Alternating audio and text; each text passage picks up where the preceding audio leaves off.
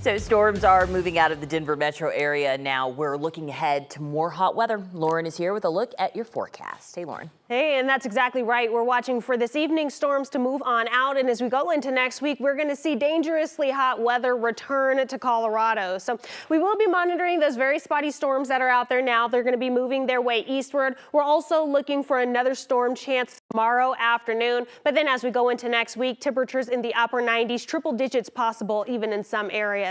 So as we monitor our live radar, you can see most of the state is drying up. We do have a line of showers pushing their way through northern portions of the Denver metro area into northern portions of the I-25 corridor here. These are all drying up as they move their way eastward. We're not expecting any severe weather out of this, just a couple of much needed raindrops. Now, as we move into the day tomorrow, we're going to start our Saturday with some sunshine. Temperatures climb into the lower 90s by around 2 o'clock. And then as we move into the afternoon, that's where we're going to watch for another round of those spotty storms. I think we could see some in Denver between maybe 2 and 4 o'clock. I'll have details on all of that, plus your very hot 7-day forecast just ahead. The city of Denver is talking about adding a protected bike lane on a section of Sloan's Lake just north of it, and that would mean getting rid of some of the street parking along there. 9 News reporter Rhea Jha joins us now. Rhea, we've seen battles like this play out before. Right, and there's already an unprotected bike lane, meaning it's painted. So this proposal will add a physical barrier on the street. The city says the parking impact wouldn't be that bad because there are side streets for customers and employees to park on. But business owners say they've dealt with street closures in the past, and it hasn't been as accessible as the city makes it seem. Straight line, I love it. Looks great.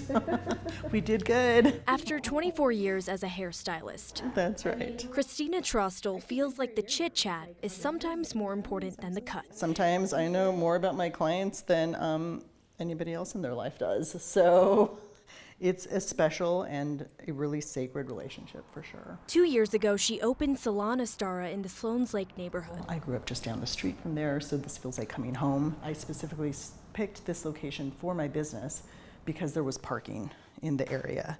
So now it just feels crushing to know that that potentially might not be that way anymore.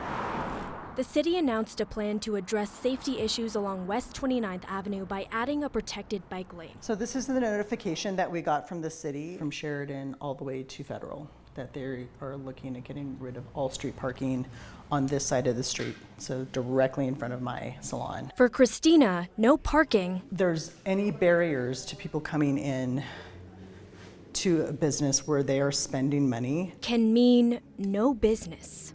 It's less likely that they will cross those hurdles to come to us. On 29th, there is an unprotected bike lane, but cyclists like Ben Sperger, who regularly use it, say they feel unsafe because of the speed of the traffic. Enabling a safe space for people to bike to the nearby schools, to the nearby businesses, to the nearby friends and family is immensely important. Christina wants to be clear. She isn't against bike safety. And as the wife of a cyclist, I am really invested in safe cycling for people in the city.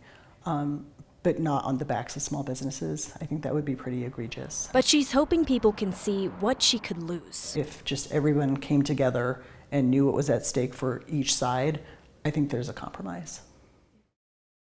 The city says it's proposing the new bike lane because their data shows there are a lot of serious crashes, but we looked at the data, and since the existing bike lane was added back in 2016, there have been 0 bike or pedestrian-related crashes in that area.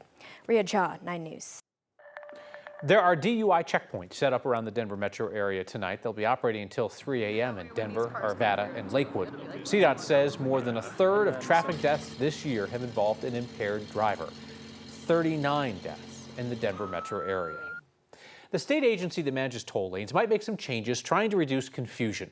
So the state automatically issues drivers a $75 ticket if their cameras spot drivers in or out of a toll lane when they shouldn't be. Tonight, we're learning a few highways in Colorado are causing some confusion amongst drivers, and they're racking up tickets because of it. So one of these roads is along a short stretch of C-470 near Lucent. This spot is an exit, and it has a dotted line on the outside, which would seem to invite traffic to enter. But when drivers cross that single solid line, they get fined a $75 ticket. Our data found that more than 10,000 drivers have been ticketed at Lucent. Now, after all of this confusion, engineers are considering potential changes, and one of them is allowing people to enter at Lucent. But many drivers are still frustrated after trying to dispute several fines. Penalizing people with expensive after-the-fact citations and then giving them no kind of recourse to be able to plead their case with any kind of two-way conversation, I don't believe is the correct solution. Another area they're looking at changing is along westbound C-470 between I-25 and Quebec. They want to add a toll lane entrance there. Right now, there's no timeline on when that may happen.